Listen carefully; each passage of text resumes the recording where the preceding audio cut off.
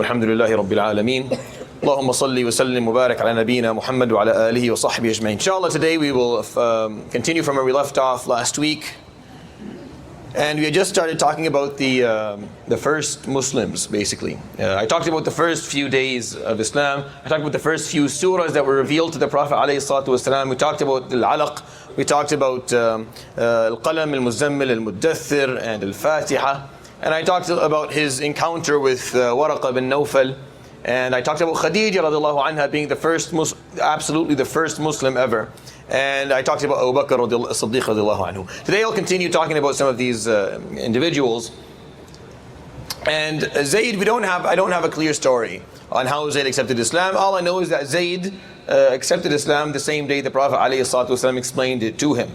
Radiallahu anhu, Zayd, you could see from the story I told you earlier, a couple of weeks ago, when his parents finally found him after he had been held as a slave for years in different parts of Arabia, and arriving at the Prophet ﷺ's footsteps and living with him for a number of years. And finally his parents found him, and he still chose to stay with the Prophet ﷺ, even though he could have gone home. So it kind of made sense that he was going to accept whatever the Prophet ﷺ was teaching. He believed in him ﷺ more than anyone.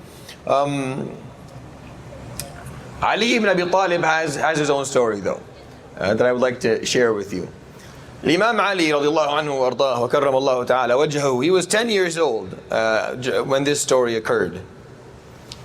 The day the Prophet ﷺ bu'ith, on his 40th birthday ﷺ, when he was 40 and he became a prophet, Imam Ali was 10. So there's a 30-year difference. So the Prophet ﷺ actually talked to Ali radiallahu anhu about Islam. He pitched the idea to a 10-year-old. Before I go on in the story and tell you, because it's a fun story to tell, I always stop at that point and I think about it. Who in their sane mind would pitch a religion to a 10-year-old? Maybe someone who values the potential that children have. Maybe if you treat 10-year-olds in a way where they feel a bit more appreciated, where they feel that their opinions and their thought process and their abilities are worth something, maybe they'll start living up to that expectation. And I think that's something we don't do very well. We don't do that very well. Most of us grew up in homes that didn't do that very well either, where you were made to feel quite incompetent maybe for a number of years, maybe up until your mid-20s, you didn't feel that your opinion mattered. And that happens, especially in situations post-wars. Sociologists talk about this.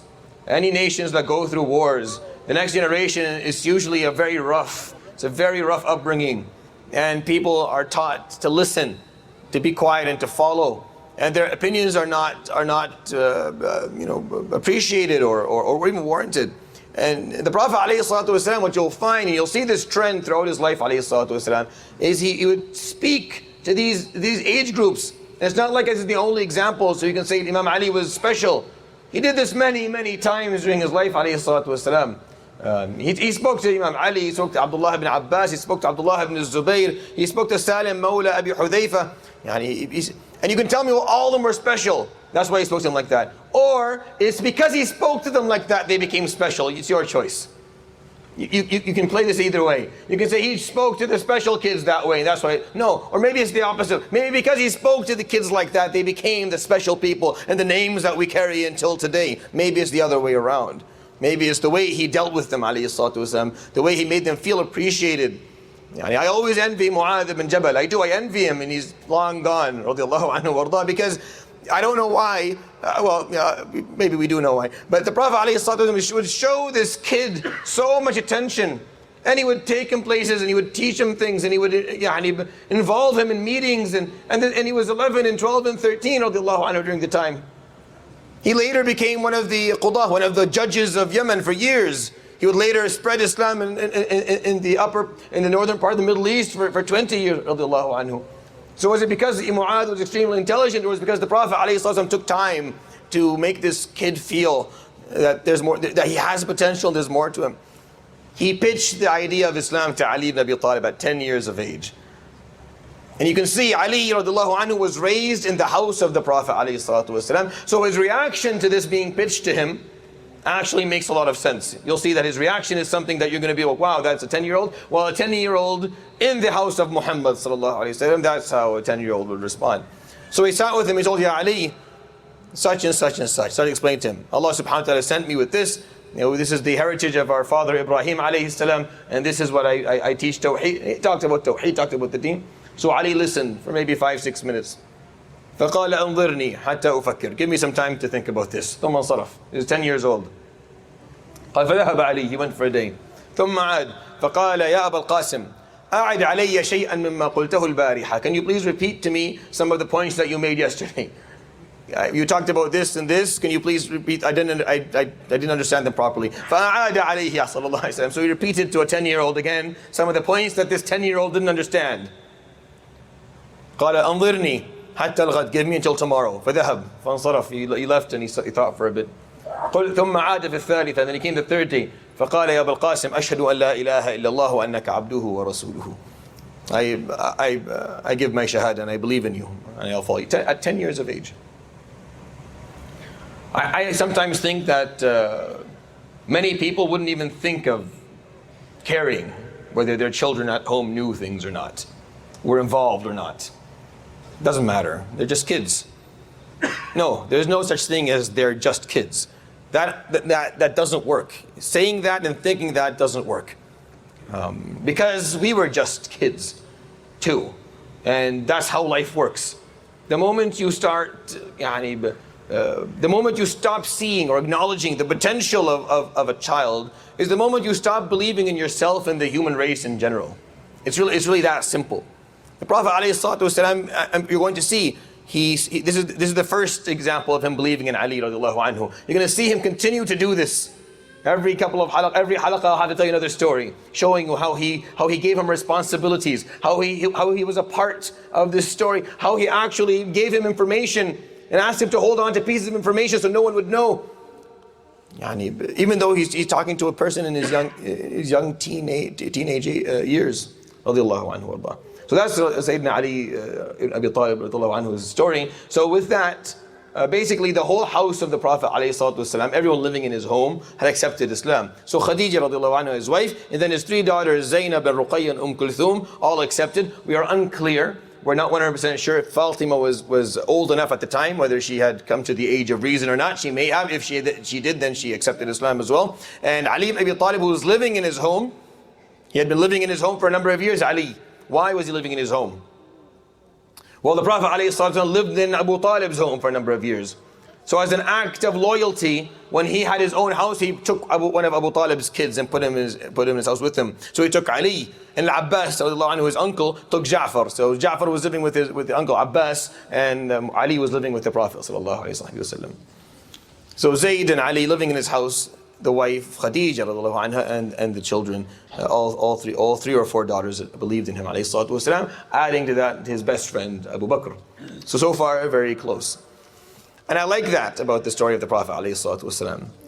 I think that if your khair does not begin with those who are in your immediate circle, meaning they are the ones who are extremely close to you, then whatever khair you have is probably not mature yet. And it's not ready to be distributed. If the khair in you doesn't start with your proximity, with that very close circle of your parents, of your siblings, of your spouse, of your children, of your siblings, then whatever khair you're pushing forward is not mature yet. Now you can pitch it to those people, and they may not want it, and that's fine. But if that's not where you're starting, if your starting point, if the starting point of your khair isn't within the immediate proximity of your life, and there's an issue there, there's something wrong. Alayhi salatu wasalam didn't start speaking to tribes, he started with his home. He didn't start talking to the leaders of Quraysh. He started with his wife, he started with his friend, he started with his children, he started with those who were the children in his house, alayhi salatu wasalam, first. And then he started going in different directions, alayhi salatu wasalam. So we're going to talk about the first 3 years of his prophecy, alayhi salatu wasalam. Now, traditionally these 3 years were called the secretive years, right? But honestly, they're not secretive. Meaning, Quraysh knew about the fact that he was claiming prophecy. Quraysh knew that he was claiming prophecy from the moment he was a prophet, alayhi salatu wasalam. The moment Waraqa knew, the moment Khadija knew, everybody knew. The word spread quickly. He wasn't trying to hide this. Now what was it? What's the difference? It was selective. Selective meaning that he was not going public with this yet. He wasn't standing publicly and saying, everyone come, I'm calling everyone to this message. He wasn't doing that. He was choosing who he was going to speak to, alayhi salatu wasalam. And Quraysh, as long as he was doing that, Quraysh was fine with it. As long as the Prophet ﷺ was not going public, Quraysh was going to be neutral. They were going to hold on to their neutrality. They weren't going to accept it, obviously. They were going to work against him behind scenes, but they weren't going to make an issue of it. Meaning oppression and persecution and public character assassination didn't begin until the Prophet ﷺ went public with the deen. But initially he chose to be selective. He chose to build his foundation of Islam by selecting specific people. I think there's something in that as well for us to learn from. When you're trying to build a society or build a community or build a workforce or build a team, right? You can't open it publicly immediately. You need to be selective at the beginning. Alayhi salatu wasalam selected specific individuals. Did all of them accept Islam? No. Not by far, meaning not even a fraction of the people he selected, alayhi salatu wasalam, accepted the deen. But the fact that he didn't talk and pitch this to everybody meant something. The fact that he wasn't going around telling everybody about the deen also was of some level of importance, meaning he was talking to certain people in his proximity. Now this is the question that made a difference for me in my childhood, or my adolescent years. This question here stuck with me, stayed with me for many, many, many years. And the fact that I thought about this a lot helped me with my character. And helped me with my knowledge seeking. And wanting to know more and wanting to be better. Because I always thought, what if I were to be living, if I was living back then, if I was alive, if I was at Ali ibn Talib's age, or Zubayr's age, or Talha's age, would the Prophet ﷺ chosen me? Would he have targeted me to talk to? Now, we all believe in our hearts that inshallah you would have been a Muslim if you lived with him, alayhi salatu wasalam. Inshallah. Inshallah we would. By the way, there's no way for us to know. But inshallah, we say inshallah you would have been on the right side during that time. Because the context of the era is so hard, we don't know. But inshallah we were. But the question I was always interested in, would he have chosen me, alayhi salam? Would I have met the criteria, whatever criteria he had for choosing people, would I have met it? And another question after, does that mean anything to you? Do you care? If you were living at that time, if the Prophet ﷺ within the first 3 years thought you were someone worthy of going after and seeing if you would accept Islam, or he didn't really care? Because there are two types of people. Fulan, yes, talk to Fulan. Let's see if you yes, I want you to pitch this to this person. What about this person, Ya Rasulullah? It's okay, we'll talk to him later. Maybe in a few years we'll talk to him. We don't need to talk to this person later. We can talk to her today, yes. See if you can get her today. No, she can wait. Inshallah, a lot of people accepted Islam later. It's fine. But the fact that the Prophet ﷺ at the beginning chose, I don't know, maybe it's egocentric, maybe it is. Maybe we all need a little bit of that. Maybe in the right place, being a bit egocentric is helpful. Hoping and wishing, well, inshallah he would have chosen me. But what if he didn't? Would that break your heart? Would that break your heart if you lived back then and the Prophet ﷺ skimmed over this group of people and didn't think you were worthy of pitching this to at the beginning? If it doesn't, then you should maybe revise that in your heart again. Because I know it would have broken mine. So I started to look into this. So who was he choosing alayhi salatu wasalam? Based on what?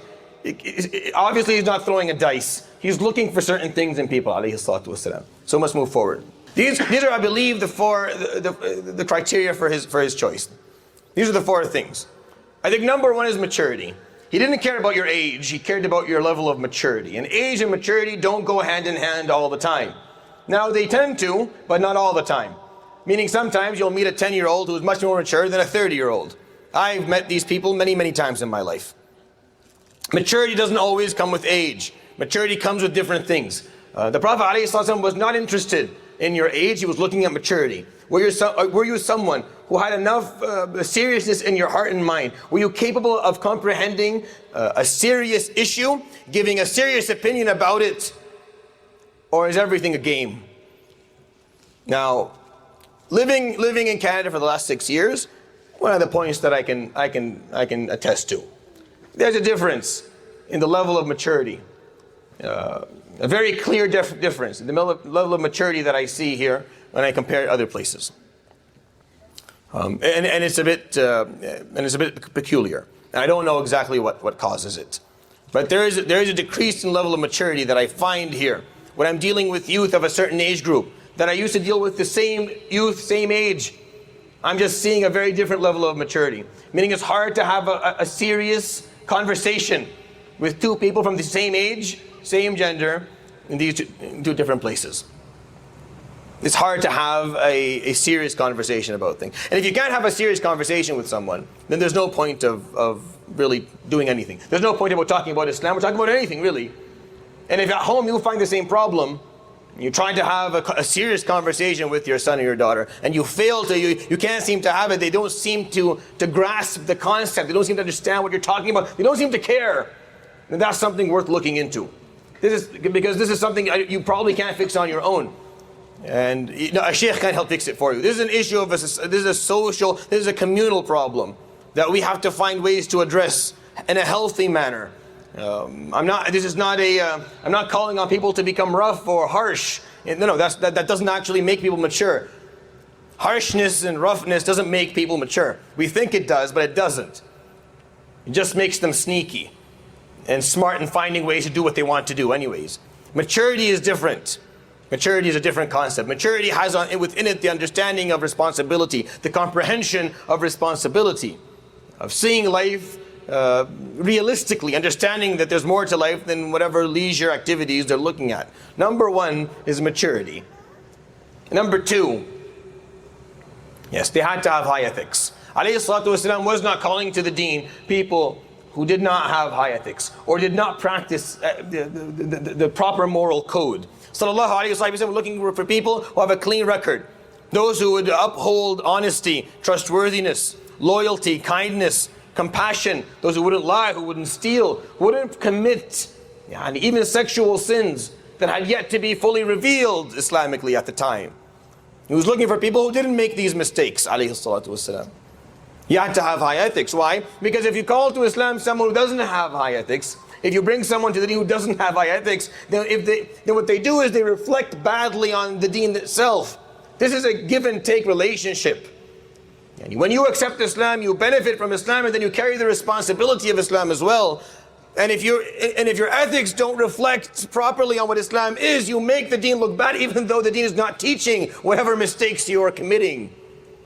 This is a big problem. Islam is not a messy religion. Despite the way our shoes look outside and the way we park our cars when we go places. Despite it, Islam is an extremely organized religion. We cannot pray unless we stand in line. The Imam has to take a few seconds and look behind. We're told, you're taught that in fiqh. You have to look around, you have to turn back, you have to take a look at the line. You have to ask people politely to straighten their line. عليه الصلاة والسلام قال كان صلى الله عليه وسلم إذا نادى الناس للصلاة وقف فمسح على أكتافهم. He would stand there and he would put his hand on people's shoulders to make sure everyone was aligned properly. All the line, because that's how we pray. We pray in an organized manner. So why is it that nothing else seems to be organized in what we do? Is that what the deen is teaching? Obviously not. But it reflects on it. It totally reflects on what Islam looks like to someone who's not Muslim. And even to someone who is Muslim. Especially to children who are Muslim. Because children don't understand concepts, they see examples. That's what a child does. A child sees an example. You can explain the concept to a child 100 times. They're always going to refer to whatever example you've shown them. So if that's what they see, if they see screaming and yelling and disorganization and harshness, that's what they think the deen that you're telling them to hold on to represents. You can't tell them, no, Baba, I am a horrible Muslim. I want you to be a good Muslim. It doesn't work. I know it doesn't work. Do not attempt that. It fails every time. 10 times out of 10, it fails. You can't tell them, look, what I do and what your uncle, everything we do, Baba, is bad. We're not good Muslims at all. But Islam is actually beautiful. And it's actually much better than me. Then the question is, well, why aren't you doing it then? Why do you want me to do it if you're not doing it? It makes no sense. Kids are very logical. If you can convince children because they have logic. When your logic doesn't add up, you get angry, you start yelling. You think, but it doesn't work like that. You can't be their example and then do something and ask them to do something else. It doesn't work like that. High ethics. Number 2, high ethics. They had to be people who were very ethical. And you see this. You're going to see all the names, all the early names. People who had high ethics before Islam and continued with that to the end of their lives after Islam. The third point, grit. It took me a bit to find that word, I know. I never used it in a sentence before either. Grit. That ability to stand your ground when you believe in something. Instead of saying that sentence, the word grit actually explains it perfectly. Grit. Do you have grit? Are you someone who, once you're convinced with something, once you say, I stand for this, I believe in that, I will commit myself to something, you will follow through with what you said. You'll stick to it. Or are you someone who one day will say, Ana khalas, I'm going to be a good Muslim today, and then the day after, you're back in the same problem. I get to deal with these individuals. I'm one of them all the time. One day they're praying, the other day they can't, the third day they'll go back and pray again, the fourth day they can't. I'm trying to leave this sin, I tried today, I failed the day after, I tried to... That's not grit. Grit is when you say, okay, I'm done with this. You're done with it. I'm going to begin to act like this. You start acting like the way that you've decided to. That's what grit means. Grit means no matter how hard they push you, how much pressure you're under, you won't give up whatever you're convinced is the truth. That's what grit means. You can't be pressured financially or physically or socially out of a conviction. You're convinced this is the truth.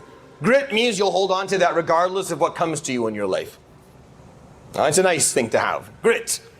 He chose people who he thought and saw had grit. Because this is, obviously he was told early on, this is going to be difficult. This is going to be difficult. So the moment he convinced Ali radiallahu anhu, he knew Ali would stick to this. And you're going to see examples. You're going to see examples of these people, these early people, what they had to go through. And then you'll see examples of the people he didn't choose early on. And how after he died, alayhi salatu wasalam, they walked away from Islam. There are people, there are names that, we don't use these names because the point of telling stories of the seerah is not to shame a name, or shame a person. The moment he dies, alayhi salatu wasalam, they left Islam. And Abu Bakr had to fight them back in again.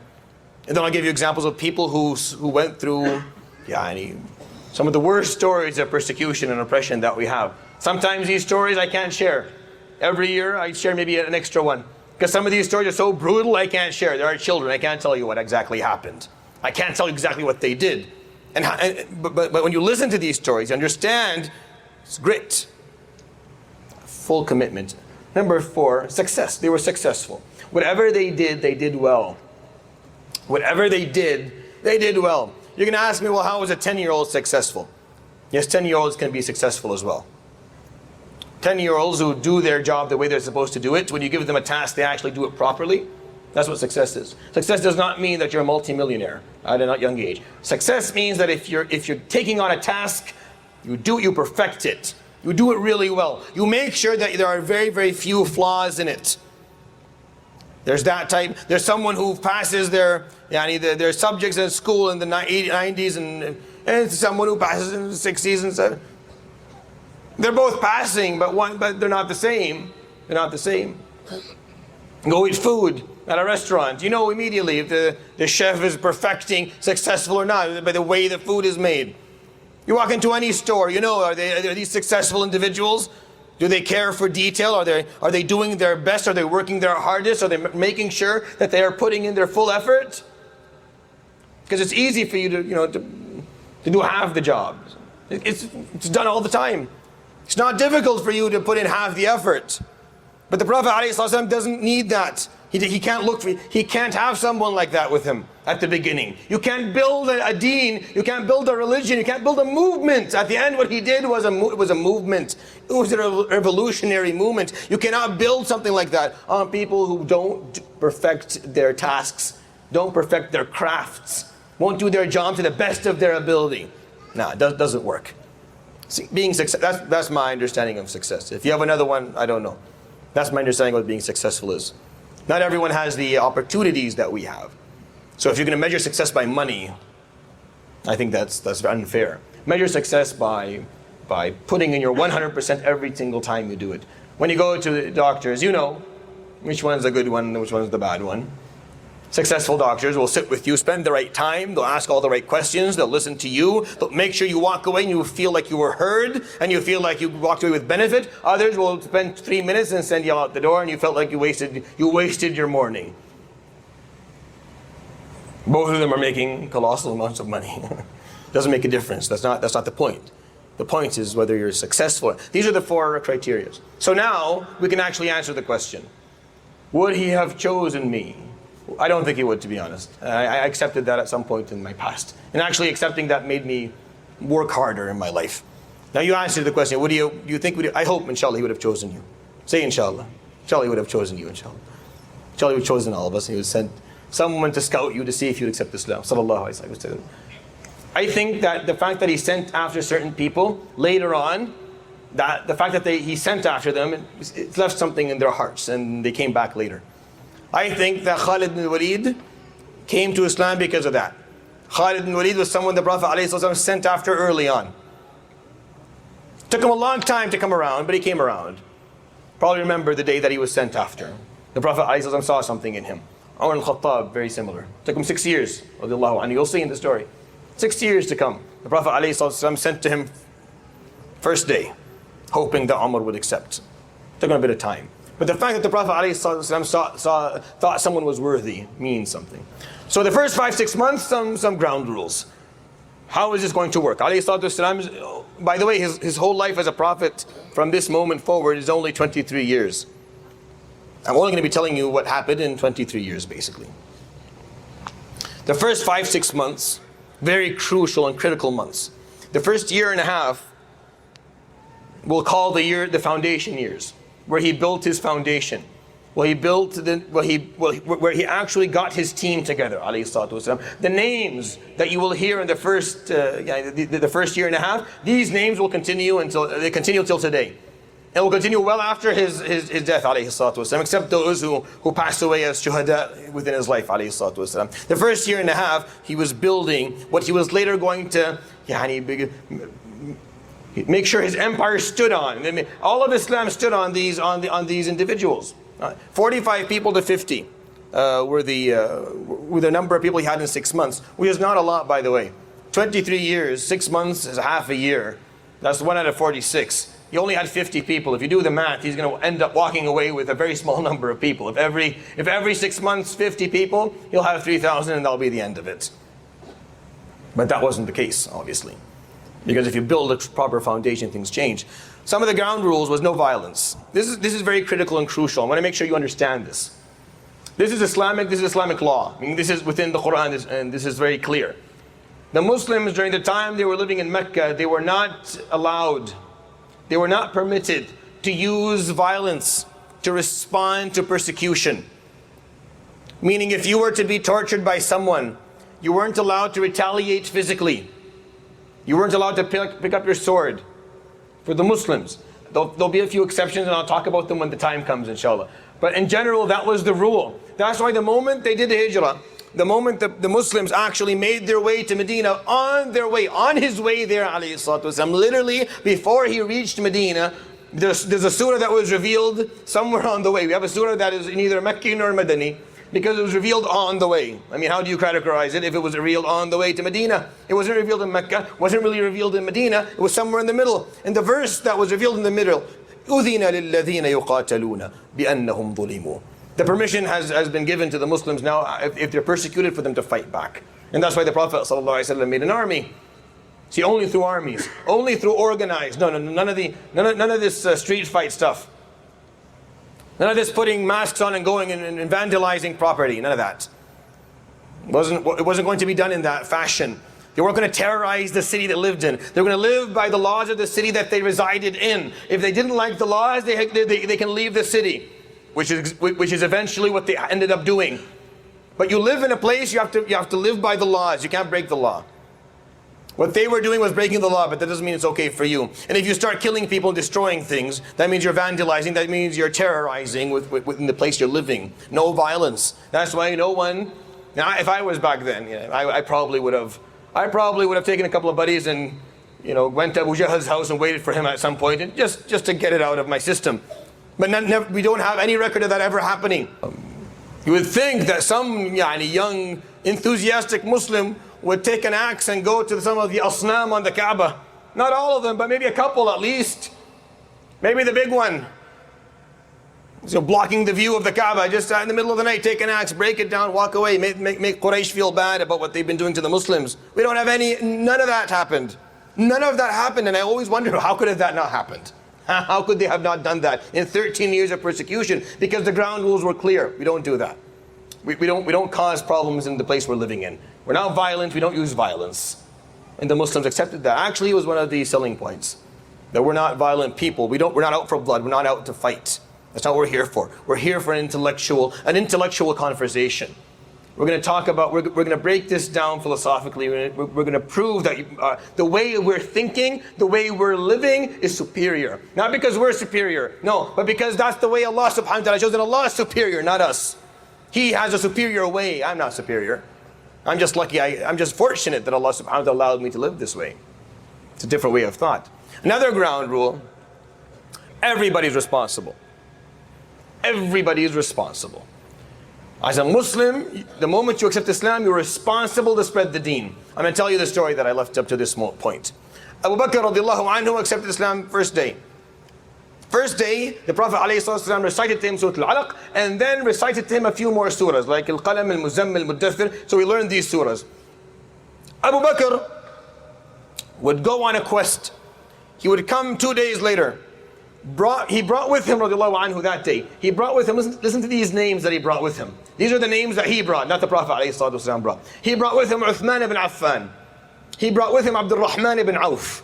He brought with him Zubayr ibn al-Awwam. He brought with him Talha ibn Ubaidillah.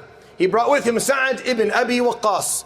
He brought with him Abu Ubaidah Amir ibn al-Jarrah. And he brought with him Bilal ibn Rabah. You know these names? These names accepted Islam with Abu Bakr radiallahu anhu, not with the Prophet sallallahu alayhi wa sallam. He knew about Islam that day way less than all of us, or any of us. You know more about Islam today than Abu Bakr knew about Islam that day.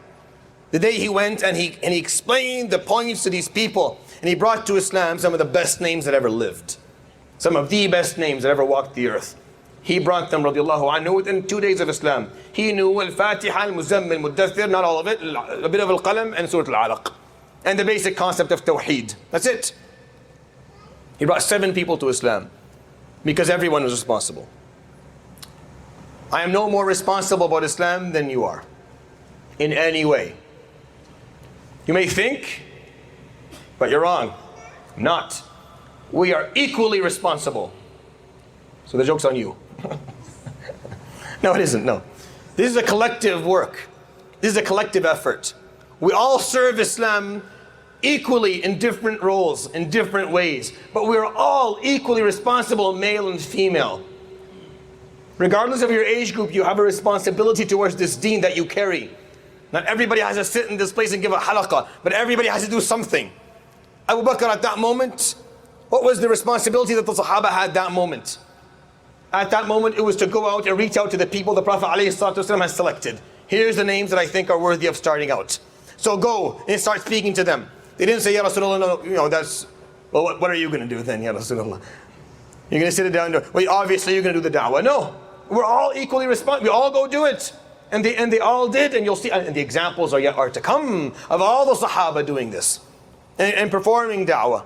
And everyone carried their responsibility. Somehow this got lost. Somehow this got lost. Or misunderstood or misinterpreted. Not the part of the da'wah, because not everyone can do or should do da'wah, and not every situation renders da'wah, but responsibility.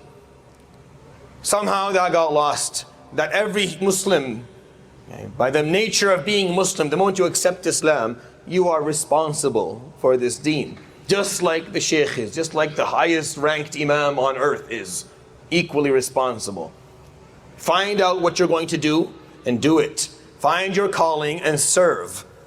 You're doing this for yourself. You're not doing this for, I know it seems like I'm telling you to do this to serve Islam, but I'm really not. I'm asking you to do this for yourself, for your own benefit. Because Yawm al-Qiyamah, when you're asked about your responsibility towards the deen and what you did, you better have a good answer. You better have a good answer. We all better have good answers. Abu Bakr has a good answer, obviously.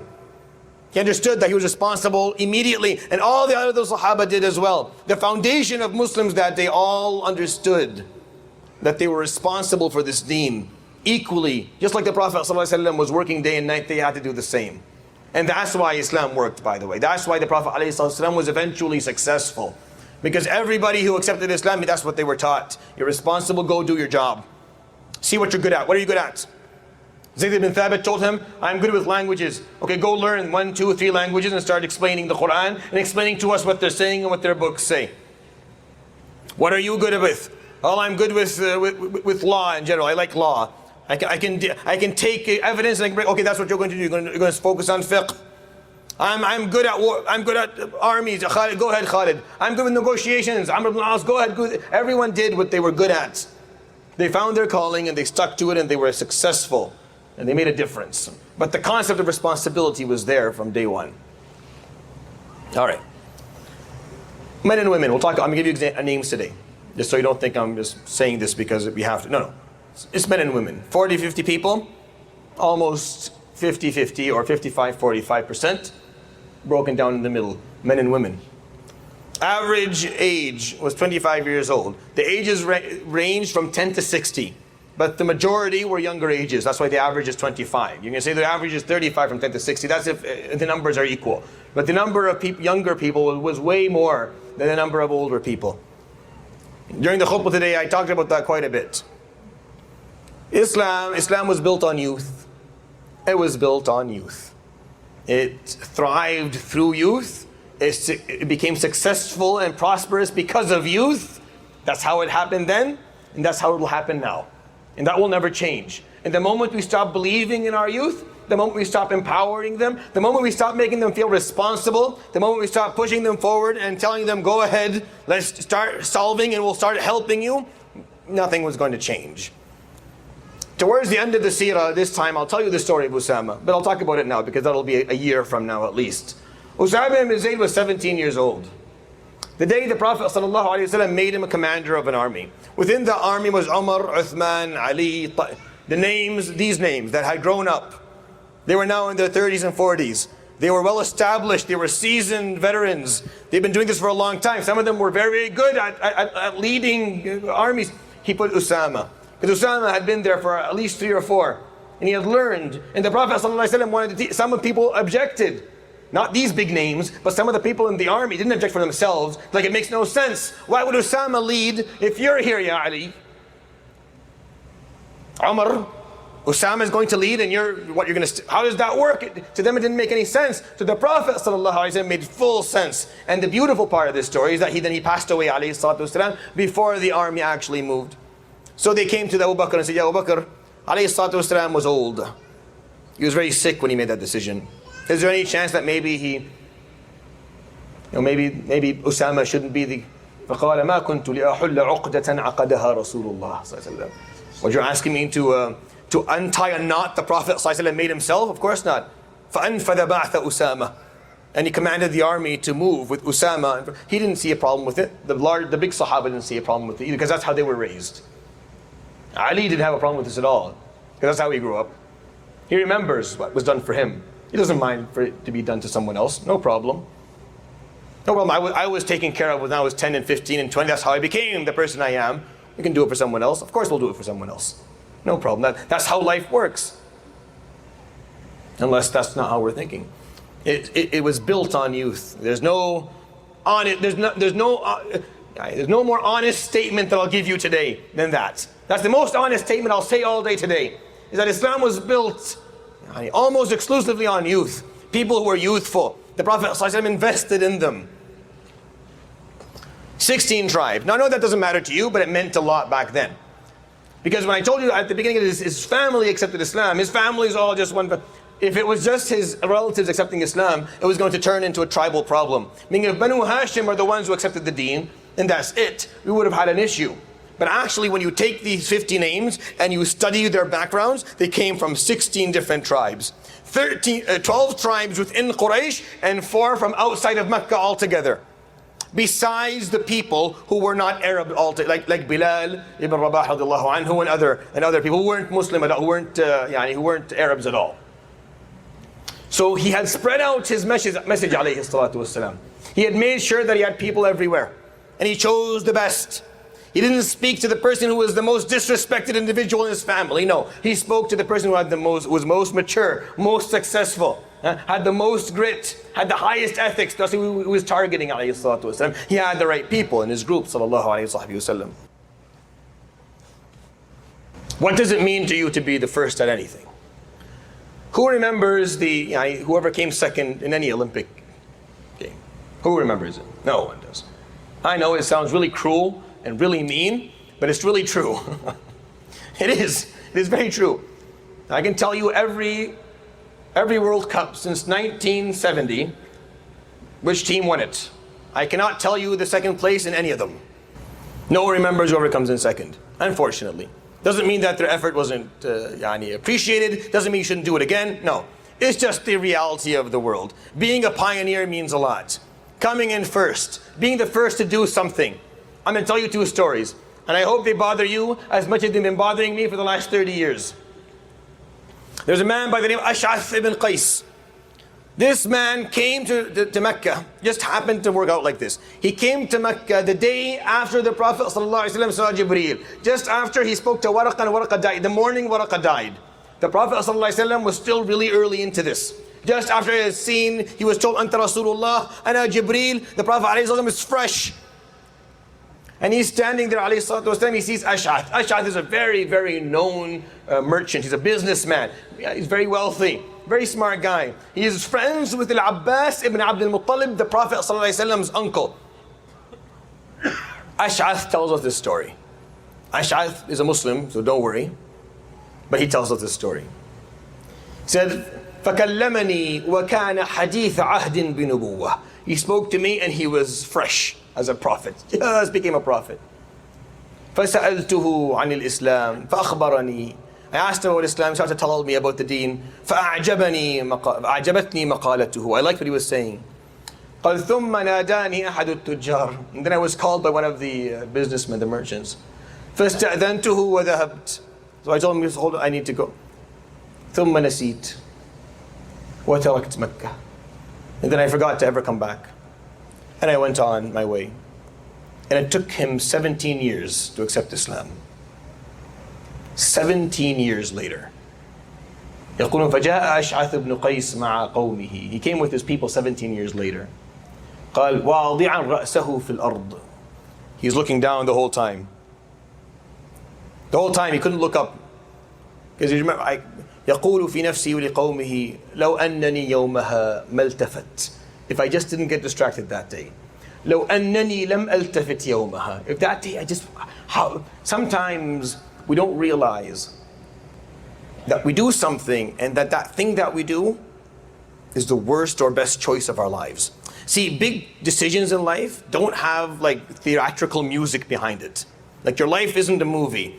There's not going to be a lot of preparation for the big moments. The big moments at the time are going to seem completely useless.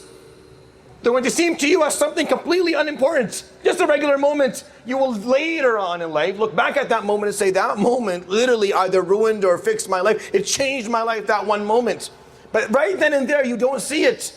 Ash'ath didn't think much. He was just distracted for a second. Someone had called him, okay, give me a second. And he forgets. 17 years. Do you understand what he missed out on being? See, you don't know his name. But you know Abu Bakr, you know Umar, you know Uthman, you know Ali. You know these names. Even if you don't know what they did, you know the name is there. It's a household name. If you're Muslim, you've heard the name. You don't know Ash'ath ibn Qais. It's not your fault. He made a horrific mistake.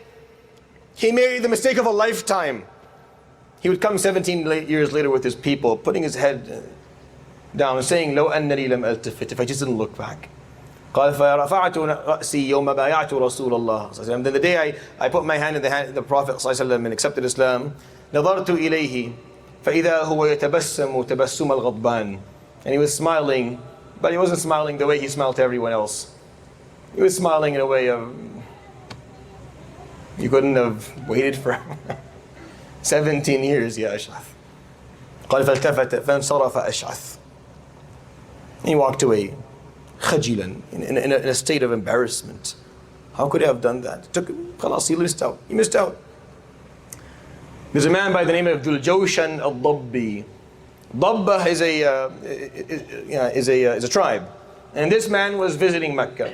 The Prophet ﷺ saw this man, heard him, took interest in him. So he came to him and he performed da'wah with Dhul Jawshan in a way that we don't have on record that he ever performed it with anyone else. This is the only place I have this. I don't have any other examples. قال فأتى ذا الجوشن فقال يا ذا الجوشن أنصت إلي. ذا الجوشن, come to me, I have an offer for you.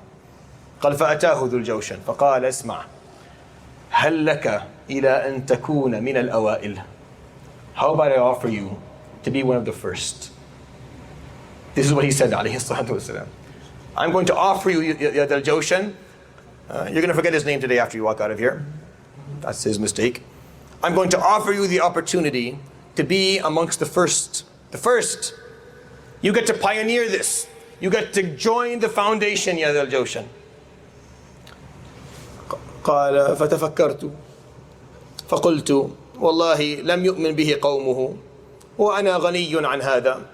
Well, his people don't seem to believe in him. I don't need this trouble. إن ظهر على الكعبة آمنت وإن لم يظهر فاتني الأذى. If he becomes strong, one day I'll come and accept Islam. And if he doesn't, he gets beaten, then I don't have to die and get in trouble. فرفض ذو الجوشن, and he refused. يقولون فأسلم ذو الجوشن يوم حنين. He accepted Islam after the battle of Hunayn, 2 years before the Prophet ﷺ passed away. يقولون فبايع النبي صلى الله عليه وسلم. He gave bay'ah. Then he went. يقولون, this is the person who narrating the hadith telling us the story. قال فرأيته يذهب إلى شجرة. I watched him walk away after he gave the bay'ah and stand at a tree. يعض على أنامله. He's biting down on his hand. ندما أن لم يكن من الأوائل. And regret that he missed out on being one of the first. He stood there biting. It's an act. If you're wondering why, that is culturally that's how Arabs express regret. Don't ask me why. I have no idea why they do it. I've never done it myself yet, and I hope I won't. He was biting down on his knuckles in regret that he missed out being one of the first. This is what the da'wah he gave him. هل لك, how about I offer you? How about you get to be one of the first? No, I'm good. He comes 18, 19 years later. What have I done? What have I done? Now I'm just a name. Radiallahu anhu. He died Muslim. But you won't remember him today. I have to look up his name every time. Every time I'm doing this 8 times, I have to look it up. I can never remember it. Subhanallah. On the other hand, you have Sa'ad ibn Abi Waqqas. يقول سعد والله مر علي يوم وأنا ربع الإسلام. A day passed by, I was the 4th of Islam. I was 25% of Islam. Now obviously he's probably wrong. But because the Prophet ﷺ wasn't sharing information publicly and openly, he probably didn't know about Ali, probably didn't consider Zayd as a part of Islam because he was too young, probably didn't know about Khadija, probably only knew about himself, Abu Bakr, and maybe the 2 people Abu Bakr brought the first day, Sa'ad and Uthman. So he was like, well, there's only 4 of us, so I must be 25% of Islam. Imagine that feeling. You're 25% of what the deen is. You're 25%. What are we right now? What am I? There's no 0.0, maybe 15 zeros, and then maybe not even a 1, something way beyond it. But it's not about numbers, is it? Never was, it never is. In Islam, it's not about numbers. Doesn't matter the numbers. No. Weight is estimated differently. There's a nice story I always tell at this point of the seerah. I'll share with you. And I always ask a question at the end of it. And no one ever gets the question ever. We'll see. Amr ibn al-As, when he finally was in Egypt, he figured out that in order for him to beat the Roman Empire, he needed a stronger army. He only had 4,000 people. Of course, the armies he was fighting were at least 10 times that number, at least 10 times the number. Yeah, that's the best estimate. Yeah, that's the very conservative estimation, at least 10 times. So he sends Umar al-Khattab a letter saying, Ya Amir al-Mu'mineen, أمدنا بشيء, you have to send me something. Umar al-Khattab didn't like sending huge armies. He's like, you have 4,000, you're good. فقال مدني يا أمير المؤمنين أمدك الله. Please send me something. I can't do this with I need more people. قال نعم. Of course, I'll send you. قال أرسل إليك 4,000. I'm going to send you another 4,000. وأربع رجال, and 4 men. 4,004 men I'm going to send you. يعني قال وأربع رجال كل منهم بألف. Each man is equivalent to 1,000. فقد أرسلت إليك 8,000. I've sent you 8,000 people. فإن قلت لي أن لم أرسل إليك 8,000 ضربت عنقك. If you ever tell me I didn't send you 8,000 people, I will behead you. فقال عمرو بن العاص كيف؟ قال أرسل إليك فلانا وفلانا وفلانا, and then he counted 4 names. I know the names. That'll be a trivia for next week. 4 names. These are 4,000 people, and these 4 names. Each person is equal to me. يقول عمر فلما رأيتم, Umar didn't know who was being sent to him. He said 4,004. So when the 4,004 came, he saw them. قال عمر فوالله لأنا أفرح بالأربعة الرجال من الأربعة الآلاف. When I saw the 4,004 men, I was happier that he sent those 4 than the 4,000 that he sent with them. I'm happier to have those 4 men. Because it's not about numbers. It's about impact. It's about energy. It's about efficiency. Right? Isn't that what it's about? It's not about numbers. It doesn't matter how many people there are. What really matters is what are you doing? How much effort are you putting into this? You can still be a pioneer. This is not to make you feel bad. This is to make you feel hopeful. You can still pioneer something. You don't have to pioneer it for all of Islam. You can pioneer it for your family. You can pioneer it for your home. You can pioneer it for your community, for your masjid. Do something. Be the first to do something of khair. Because there's so many of us who are pioneering shar, teaching someone to do something bad. It happens all the time. You must have introduced something bad to a friend at some point in your life. I know I did. The moment you introduce something bad to someone who's never seen it before and they start doing it, and you know that you carry the ajr, the ithm, the sin of that until Yawm al-Qiyamah, we'll make up for it and introduce something good. Introduce pioneer khair. Be like don't be like the first 2 names. Don't be like Ash'ath and Dhul Jawsh. Be like Sa'ad. Be like these names. Be like those 4 men. Those 4 individuals who had more weight than an army. Those 4 men. Subhanallah. It's just a different way of looking at things altogether. Here are some names. Men. Uthman, Zubayr, Talha, Sa'ad, Sa'id ibn Zayd ibn Amr ibn Nufayl. Very important name. I'll talk about next week, inshallah. His father was Zayd ibn Amr ibn Nufayl. This man was one of the few muwahhid, one of the few monotheists, one of the few people who believed in La ilaha illallah during the Prophet ﷺ's life, giving the Prophet ﷺ hope that this could still happen. He didn't live long enough to become a Muslim because the Prophet ﷺ wasn't a prophet yet. He died before that. But his son Sa'id ibn Zayd would become one of the early Muslims, one of the 10 Mubashirin bil Jannah. He's the name everyone forgets. Amr ibn al-Jarrah Abu Ubaidah, Khalid ibn Sa'id ibn al-As, Khabbab ibn al-Arat, Abdullah ibn Mas'ud, Abu Salam, al-Arqam. Those are the names. These are the early names that Islam was built upon. Move on to the one after. And here are the names of some of the sisters. The Prophet ﷺ's daughters, all 3 of them. Of course, Khadija we've already talked about. He's number 1. Then you have Zainab, Ruqayya, Kulthum, Fatima. Then you have Fatima bint al-Khattab. Then you have Asma bint Umays, and Asma bint Abi Bakr, and Sumayya bint al-Khayyat, and Aisha, and Ramla, and Umayna, and Amina, and Umm Salama, and Fatima, and Asma bint Salama. Go back to the books of Seerah. There's at least twice the number. 45, 55%. Men and women. Islam was built on a very close average. All of these names, average age is 25 years old. You have as young as 10 and as old as 60. Radiallahu anhum ajmain. I thought it was just nice to share the names. We don't share names, and especially when it comes to sisters, we don't do a very good job at sharing names. These Asma bint Umays, for example. You see Asma bint Umays up there, 3rd name? Asma bint Umays was the wife of Ja'far, who would later, when Ja'far died, be the wife of Abu Bakr. And then the wife of Umar and the wife of Uthman. This lady would marry 3 khulafa during her life.